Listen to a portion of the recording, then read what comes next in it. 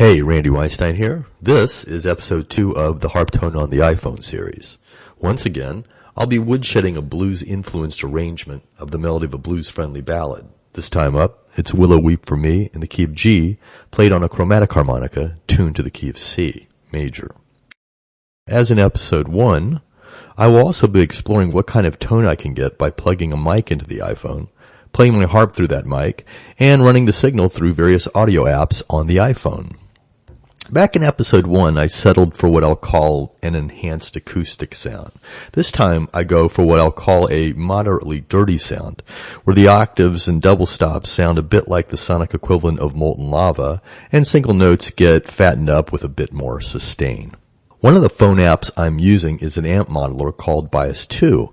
Now, I'd be lying if I said the tone I got rivaled what I could do with the right amp, but I do like the results I got. And the discovery process was a ton of fun and quite educational. Let me play it for you now, and then I'll discuss the technical details afterwards.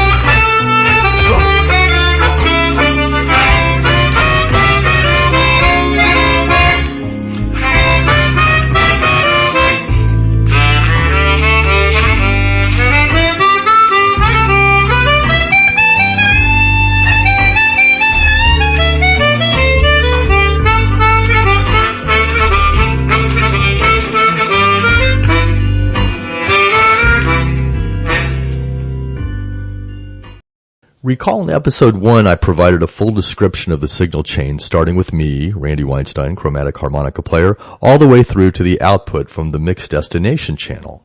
In this episode, I'm only going to detail what changed in that signal chain. So if you want to learn or review the full signal chain, check out episode 1. The link on the top goes directly to episode 1, and the one below links to the playlist for the series.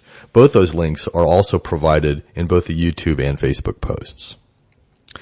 We again poured some water on the freeze-dried fake ancient organ combo to provide accompaniment on Willow Weep For Me. In addition to a tune change, there's also a groove change. The band now sways greasily in a 12/8 iRealbook style called Blues Slow-Mo. Inside the Audio Mixer app, AUM, the band channel setup is the same as in episode 1. Big changes are afoot in the Harp Channel, and I'll describe those in detail. As in episode 1, I'm not cupping the mic. This allowed me to explore hand vibrato here and there in the performance. But the tone I get is pretty similar to what you get when cupping the mic and routing the harp through a distortion-friendly app. An unexpected challenge was getting accustomed to playing the harp at a lower volume than I typically do without sacrificing any of the dynamics and articulation, that is, the punch, that I like to play with. In some ways, this fake amplification system worked just a little too well in terms of distortion, and the only way to tame its sound-mangling proclivities was to play pretty softly. In the Harp Channel, the mic is routed through an amplifier modeling app named Bias 2. This is the route I took to throw more dirt on the harmonica signal. Bias 2 is a complicated beast that both provides presets and also allows you to build a virtual amplifier component by component. Now, to be honest, I dove in without really knowing what the hell I was doing and ended up getting something that worked well enough. I spent a few hours messing around with settings, and I could have spent a lot more time. So, for starters, I chose the Blues Amp Gallery. And from here, I chose the Tweed Lux preset. Then I tapped on the settings button. It's that little gear to the right of the amp. That opened up the guts of the amp, and I started fiddling around with stuff in there. The first step in the amp signal chain is the preamp. Here, I swapped out the tubes for some cleaner ones and also tweaked the knobs. This was all newbie trial and error. Next came the tone stack. I have no idea what a tone stack is, to be honest. I flipped some knobs here too. I didn't mess with the topology setting, whatever that is. There's a bunch of them you can choose from. Then comes the power amp. I twiddled the dials here too, but didn't swap out the tubes. Then we get to the transformer. Here again, I twiddled the knobs a bit and stuck with the American type transformer. Don't ask me why. Last but not least, Bias 2 lets you select the cabinet and its speakers. I stuck with one 12-inch Tweed Lux speaker. I selected an SM57 to amp up the amp.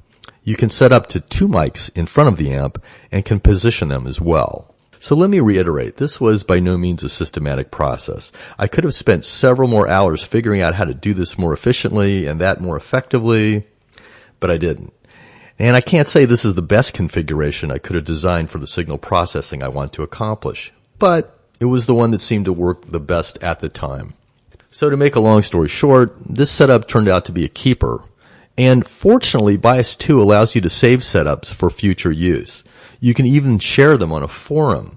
Saving a setup is very straightforward, and look at that. The chosen name gets emblazoned on the amp's badge. Shazam, your own fake boutique amp. Now going back to AUM, I routed the amp through just a hint of saturation. Unlike my last foray, this time I didn't add any reverb directly to the Harp Channel. Instead, I routed the signal coming from the Mixbus channel through some reverb so that both harp and the fake ancient organ combos sounded more like they were playing in the same room. I used the AUXM:space app again, but this time I got smart and saved the settings for the song. So finally, I saved this setup in AUM so that I could recall this mess, this setup in an instant. So that wraps up episode 2. Thanks again for sticking around. I appreciate it. In episode 3, we're going to go a little more apeshit with all of the various audio signal processing apps that are available on the iPhone. Stay tuned.